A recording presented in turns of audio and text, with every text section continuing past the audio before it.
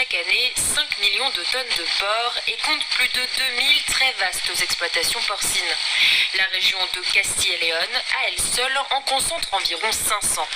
Aujourd'hui, ce modèle économique est au centre d'une virulente bataille politique.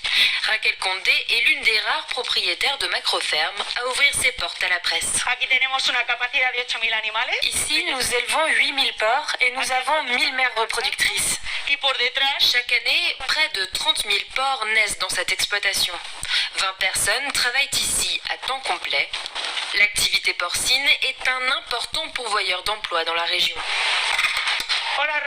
Bonjour Roberto, qu'est-ce que vous faites? On déplace les trucs qui vont mettre bas. Très bien, allons-y. L'élevage de Raquel remplit les critères qu'exige le label espagnol AENOR Animal Welfare. Il est basé sur les référentiels européens de bien-être animal. Dans cette grange, il y a 330 truies. Et comme vous pouvez le voir, elles ont de l'espace, elles peuvent bouger, se coucher et ont même des jouets pour s'amuser. Vous voyez, nous respectons les normes de bien-être animal. Les animaux ne sont pas stressés, ils ne nous fuient pas car ce sont des animaux bien traités. Développé dans les années 70 pour fournir au plus grand nombre une viande à bas prix, le modèle d'élevage intensif est aujourd'hui en Espagne de plus en plus contesté. Essentiellement pour son impact sur l'environnement. Quand on dit que nous ne respectons pas l'environnement, eh bien, comme vous avez pu le voir, nous avons installé des panneaux solaires, des tétines pour ne pas gaspiller l'eau lorsque les cochons boivent, des bouées pour contrôler le niveau de l'eau. Nous sommes plus que dépendants de notre environnement. Mais ce qui concentre le plus de critiques, c'est le lisier contenu dans ces fosses. Utilisé par les agriculteurs comme fertilisant naturel, il provoque des pollutions de la nappe phréatique par les nitrates. On va aller mesurer l'eau du puits. Dans la région, la qualité de l'eau des puits est devenue un problème. Je vais préparer l'appareil.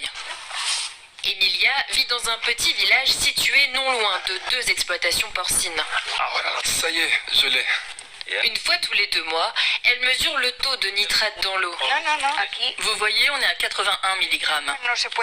Cette eau n'est pas potable. On ne peut pas cuisiner avec non plus. Tout ce qu'on peut faire à la rigueur, c'est l'utiliser pour arroser les plantes. L'UE fixe à 50 mg par litre la concentration maximale de nitrate pouvant être présent dans l'eau. Au-delà, elle n'est plus potable. Emilia fait partie d'un programme de contrôle mis en place par Greenpeace. Elle est chargée d'effectuer des mesures chez les habitants, mais sa mission est devenue de plus en plus difficile. Nous avions commencé les mesures dans certains villages, mais du jour au lendemain, les gens ne voulaient plus entendre parler de nous. Parce que, eh bien, il semblerait qu'ils ont reçu des menaces du genre « Si tu parles, on brûle ton tracteur, on coupe les arbres de ton verger ». Tout ce qui peut te nuire, en fait.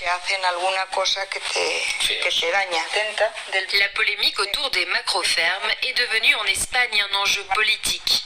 Le Parti populaire de droite défend leur utilité économique, alors que le Parti socialiste au pouvoir veut les limiter au maximum. Demandez leur avis aux Espagnols qui souffrent de la pollution des sols, de l'eau et des odeurs, et qui aujourd'hui quittent leur village, alors qu'ils subissent déjà les effets de la dépopulation.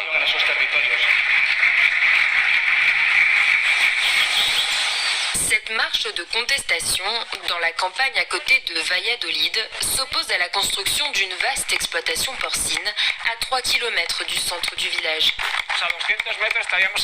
Si on installe l'exploitation ici, elle sera à seulement 200 mètres de la rivière. Ils disent que les arbres freineront les odeurs et les gaz toxiques, que la montagne est une barrière naturelle, mais c'est un non-sens total. Pour ce maire socialiste, les impacts de l'installation d'une macro-ferme seront bien plus négatifs que positifs. Les gens viennent à Cabezón parce qu'ils aiment la campagne, les paysages, et cette installation va tout simplement faire perdre à la commune toute son attractivité. Pire encore, ceux qui vivent ici vont s'en aller.